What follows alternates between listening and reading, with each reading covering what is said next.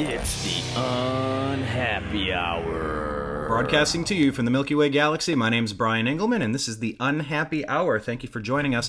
I have some quick thoughts on Game 5 of the 2019 NBA Finals. So many storylines. Of course, let's start with the result, and we'll work our way backward. The Golden State Warriors found a way to win this game against all odds, losing Kevin Durant. We'll get to more about that in just a second. But you saw a tough game. You saw a chance for a hometown team to win and close out a championship, and they failed to do so. There's a couple things that worked there. I want to talk about the timeout from Nick Nurse. The thing about basketball is a game of runs. More so than... You know what? Leave that in the comments. Is there another sport that you think is more about the runs than the NBA? You can see massive 10 to 15 point swings. 12-0 runs, 13-0 runs, 12-2 runs, 17-3 runs. In 3 minutes, 4 minutes, the game can be completely changed. And you saw it. You saw it happen. If you're a fan of basketball, you've watched this happen for a long time.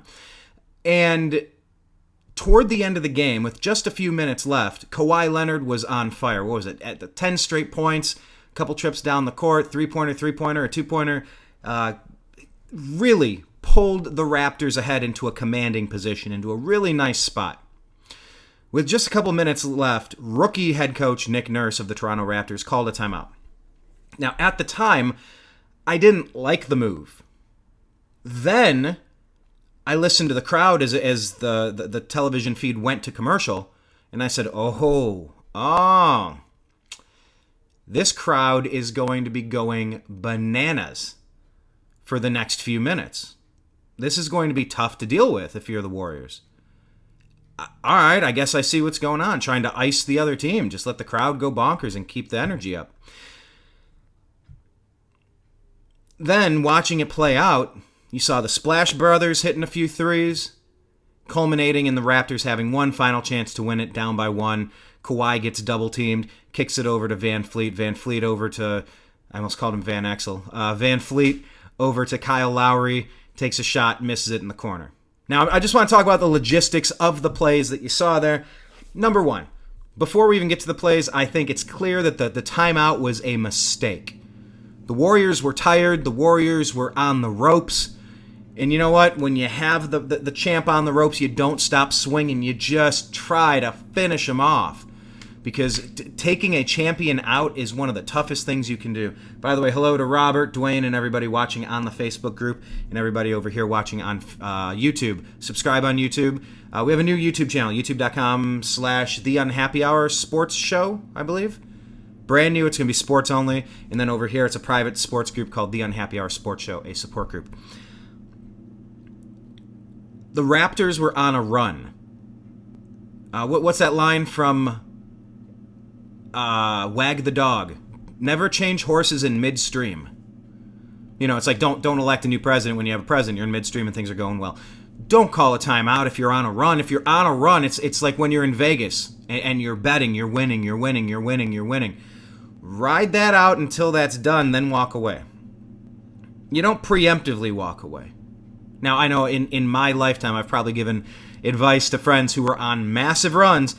Hey, pal, you're up about $1,800 off of 20. This would be a good time to walk away.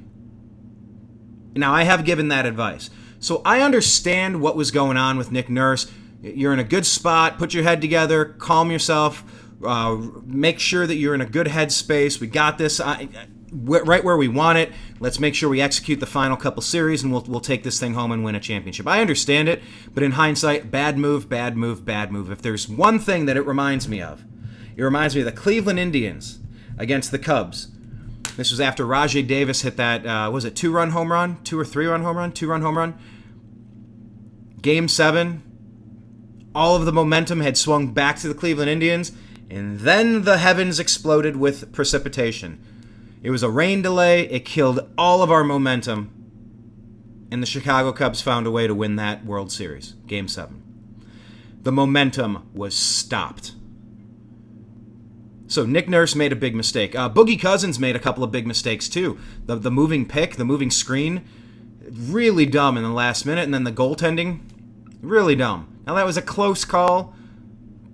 Maybe it could have gone the other way, but I don't think that was egregious at all. So Boogie Cousins made some mistakes. Nick Nurse might have made the biggest mistake. Did Kawhi Leonard make the biggest mistake by passing the ball instead of trying to make something happen? I don't think so. Iguodala came up and double-teamed him. He kicked it out to Van Fleet, swung it over to, I keep wanting to say Van Exel there. Nick Van Exel out of Cincinnati, played with the Lakers.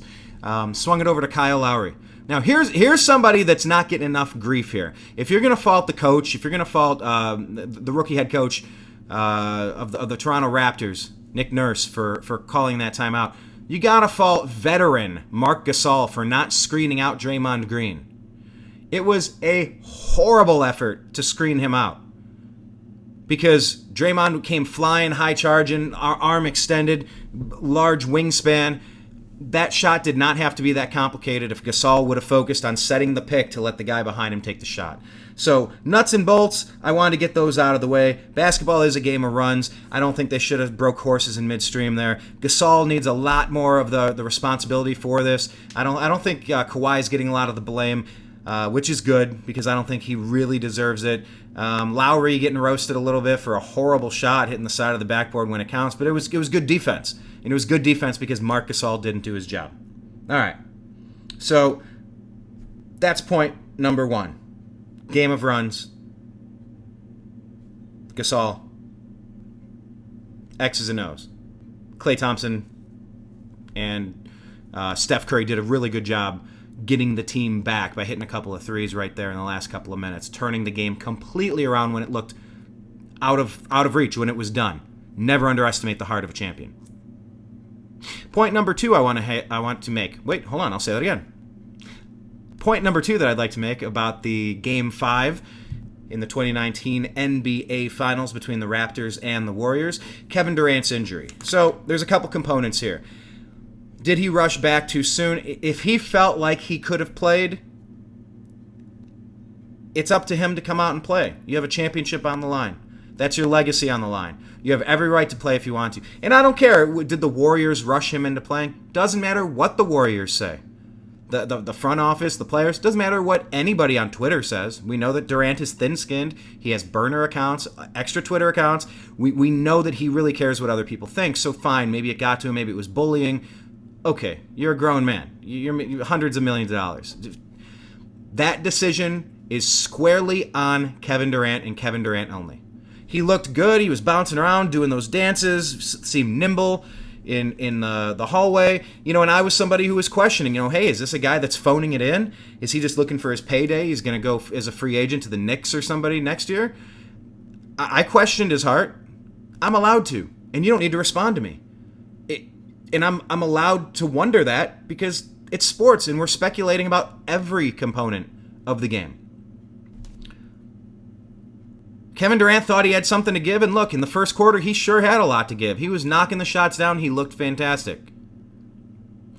But there was a play where Kevin Durant went tumbling, diving after a loose ball, trying to make a play happen. One of the Raptors dove, and Durant flipped over him. And what I said was, yeah, that's what you want to do. You want to test him. Now, I didn't say you want to hurt him. I didn't say you want to sabotage him. I didn't say you want to take him out. I said you want to test him. You want to get into the rough and tumble of things. Are you really as healthy as you think you are, as healthy as you hope you are? You don't know until you get hit. When I played in high school, I suffered a really bad ankle injury myself. It was the final game of my regular season. We were undefeated, and so I was a special team starter on an undefeated team that went to a state championship for football. And then I was a JV starter on Saturdays. So I would often play on Friday nights for the third quarter and fourth quarter once we had games completely in reach, up by 3, 4, 5 touchdowns. I'd play for a quarter and a half, almost 2 quarters. Half of a game. But I also played the first half on JV so I could get the reps. Well, I played kickoff, kick return, on special teams, I was a starter on that undefeated team that went to the state championship. But it was during the final game, JV, my junior year, I injured my ankle badly. There was a pop. I screamed, and I was on crutches all week, and I kept telling my coaches, I'll be fine. Yeah, I know, I'm on crutches. I'm just letting it rest. I'll be totally fine for the game. So they kept me in on special teams. And I remember it was, I went out there, and on the first play, I couldn't put any weight on it.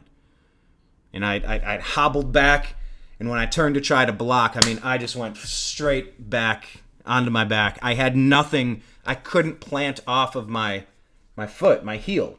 I had nothing, and I gave. And so I'd tell the coach, you got to take me out. I don't have it today. I tried it out in game situation. I didn't have it. And it got better throughout the playoffs. And I did get to play some second string, third and fourth quarter action in playoff time.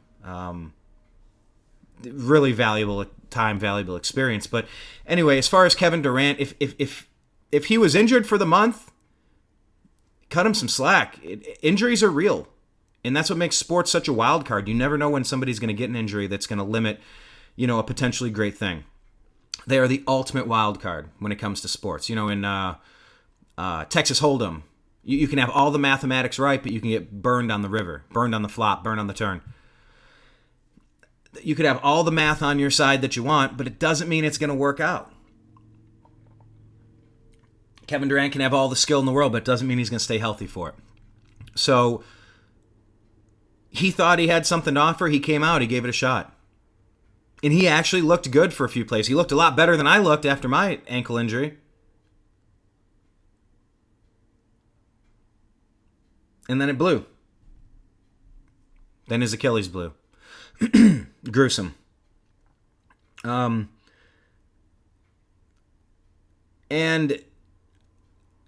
there's a couple components to this. How do you feel about the crowd reaction? The crowd saw what happened. First of all, it was a turnover, so the crowd was really excited anyway.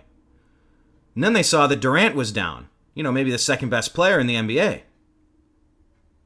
That increases your chances of winning. That would make a team excited. Now, in the moment when I watched the injury, I saw him go down, and I saw him get helped off the court. I'm not an MRI machine, especially watching on TV. How could a fan with nosebleed seats have access to all the information to know what just happened? All you know is he tested it out, he looked amazing in the first quarter, and now he's injured, and he might not be coming back, which is a good thing for your team, and you're going to cheer for that thing. But it became apparent, the players on the Raptors even turned around and they were telling the crowd, stop it. Because maybe the players knew that it was more serious than the fans did, than the viewers at home knew. I'm going to cut the fans that amount of slack. I'm going to cut them that amount of slack because I remember my experience with this. I was at the Monday Night Football game. It was the Browns versus the Ravens. This was at the height of the Kelly Holcomb, Tim Couch controversy. Who's the quarterback? Who should be the quarterback? Who's the better quarterback? And I liked Kelly Holcomb. At this point, I felt like Kelly Holcomb gave us the better chance to win. Anyway, during that Monday night game, he got injured. Tim Couch, the Cleveland Browns quarterback, got injured. And I started cheering. As Kelly Holcomb put his helmet on and started running onto the field. And a lot of the crowd started cheering. Now, I remember a guy in front of me turned around and said, "Hey, what the hell's wrong with you? You're cheering Tim Couch being injured. You got to be better than that." And I didn't have time to really explain that to this guy. Sorry, I've been trying to get that fly for a while. Been buzzing around my face. Now, I didn't have time to explain to this guy, hey, I'm not cheering, yay, I'm happy that Tim Couch is injured. That's ridiculous. I'm happy and I'm cheering and I'm rooting on Kelly Holcomb to come on in and win this game. I'm allowed to root for that. But I understand the optics in the moment. It might look like I'm cheering that Tim Couch is hurt. So I can understand where the Toronto Raptors fans were, number one, going ballistic because it was a turnover. When he took a step and that Achilles popped, and you can see it in slow motion. We shared it in our group, and But the ball went this way, and it led to a turnover, and that was good for the team. So the crowd was obviously ecstatic. After that play, it dawned on him, Kevin Durant's hurt. He doesn't have it in him to go. This is good for our team that the second best player in the NBA can't lace up his shoes. He's not going to come back. This is good. It is good if you're a Raptor fan. I don't think you can say that the Raptor fans were cheering that Kevin Durant ruptured his Achilles when maybe he could have sat out and let it heal properly and not miss the entire, 2019-2020 season? That's looking like what it might be. So cut the Raptors fans a little slack, because I have no love for the Warriors at all. I don't like them. I don't like their attitudes. I don't like Steph. I don't like Clay. I don't like Draymond. I don't like KD. I don't like anything about them. And when KD went down, I was excited. I was like, all right, he gave everything he has. He doesn't have it. He's not going to be able to be a contributor in this game anymore. Then, after the commercial break, I realized, okay, this looks severe. It wasn't just, I thought he tweaked it. Because he just took a step and came up lame, and he wasn't crying, he wasn't grimacing, he looked like he didn't have it. And I thought he just tweaked it, and he tested it as far as he could, and he realized, I'm done, I got nothing left to give. And if that was the case, all right, go Raptors. I'm happy. I'm happy that they're not going to have the best player on their team to help them win. When I realized it was an injury, I felt sick about it, because I don't want to see that. But for Draymond Green, what was Draymond's exact quote? I put it in the Unhappy Hour. I watched him this morning. I'm going to pull it up just for the heck of it. Where's that? Draymond Green calling the fans classless. I said, pot, meet, kettle. Give me a break. Draymond, you are the most classless human being in all of sports. Definitely in all of the NBA. You're an awful, awful human. Almost. You're an awful, awful human. And you have 6 technical fouls to show for it. And it's just a matter of time before you get your final technical and get suspended. You should get a technical multiple times per game. It's just out of control. So lay off the Raptor fans a little bit. Now, I want to talk about this. I want to talk about the domino effect of the KD injury. If you can't team up KD in New York, or KD in Brooklyn, or KD in with the Clippers, or KD, whatever, KD and Kyrie, or KD and AD, or KD and all these scenarios, and Kawhi, everything changes. Everything changes in the free agency market. You got Kemba Walker, you got Kyrie Irving, you got Anthony Davis. There is going to be a butterfly effect to this Kevin Durant injury that, there's an alternate timeline. There's an alternate universe. There's an alternate universe somewhere where the Indians won that series against the Chicago Cubs in 2016, but the Cavs didn't beat the Warriors. Maybe LeBron's still chasing his first title and he's still in Cleveland. There's an alternate universe somewhere where Kevin Durant stays healthy and leaves as a free agent, and the entire balance of power in the NBA shifts drastically. Maybe Klay Thompson follows, and that whole team is done. That whole dynasty's done. Now, don't forget about Kevin Durant. He has an opt-in clause, so he can opt into next year's contract, and the Warriors can essentially pay him to rehab for when he came in and tried to give everything that he had for this team this season. So feel bad about Kevin Durant if you want, but he can opt in for, a $31 million rehab assignment? That's not the worst thing. But he's going to be old. He's going to be, 31? He's already had another severe knee injury around 25. There probably are teams that will overpay for almost anyone. Look at how much J.R. Smith and Tristan Thompson are making.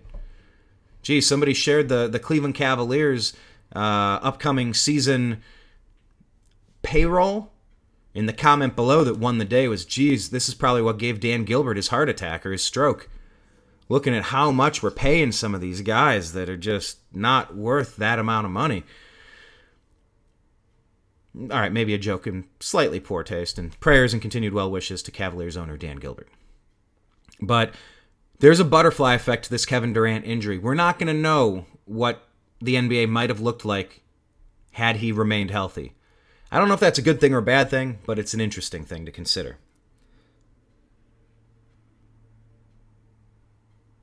And then just a final thought. I guess Boogie Cousins having an offensive foul on a moving screen and the goaltend in the final minutes. I mean, it's such a luxury to have someone like Boogie Cousins sign for next to nothing. Show up healthy. Kind of like Kareem Hunt on the Browns, maybe. Kind of a head case, kind of coming off an injury or whatever. He's going to be gone for half the season. He comes back, gives you stuff down the stretch. But a couple boneheaded plays. The goaltending was bang bang. I could understand how that happened. It's no big deal to me. But the moving screen, that was pretty dumb. But Boogie played a lot of key minutes. He played a lot of key minutes in the game, especially with Durant being injured. I don't know if the Warriors could have won it without him. Yeah, fine. He made it close with 2 bonehead plays, but he made a lot of good plays leading up to the final 3.5 minutes of the game. So I was hoping that the Warriors were going to bow out and just whimper out of the playoffs so they could kind of feel like what a super injured championship for another team feels like, because I, along with most people who follow basketball, recognize that had Kevin Love not had his shoulder ripped out of the socket by Kelly Olynyk back in 2015 and Kyrie didn't explode his kneecap crushing into one of the Warrior players on a freak accident in Game 1, I mean, that Cavs team was really good. That Cavs team could have easily beaten that Warriors team. And if that Warriors team didn't get cocky and win that first championship, who knows if they, then what happens if we still won in 2016? Would Kevin Durant have even gone there? So there's alternate realities to if this, then that. What if? The what if game is interesting. So I thought it would be very fitting for either the Warriors to taste an injury bow out and letting another team win a championship, because I know the Cleveland Cavaliers had to go through that, or if Kevin Durant could come back from this injury and show his true value and worth and lead the Warriors back from a 1-3 deficit. It's a good story. It wouldn't be good to me. It wouldn't make me happy, but it's a good storyline. But now I guess there's this third option. There's this other storyline out there. Now this Warrior team is going to have to figure out if they can do it without KD. KD won't get the credit if they win this championship. They'll show that he had heart and that he tried. He gave everything he had. And maybe he shouldn't have, but that's on him. Only you know your body. And nobody can fault for that. So those are just some of my quick thoughts. Curious to get yours. Type them below. I'm very much looking forward to Game 6, hoping that the Raptors can close it out on the road without KD. Maybe knowing how close they were to winning it. Kawhi, he's been there before. Obviously pulling for the Raptors. We'll see how it shakes out. So let me know what you think. Am I right? Am I wrong? Do you think I'm spot on with Nick Nurse's timeout? About the ramifications of the free agent market? About KD having no one to blame but himself if he pushed himself too far? Tell me where you agree and tell me where you disagree. Signing out. I'm Brian Engelman. To be continued. Talk to you again soon. Peace. The Unhappy Hour on TheNewAmericanMedia.com.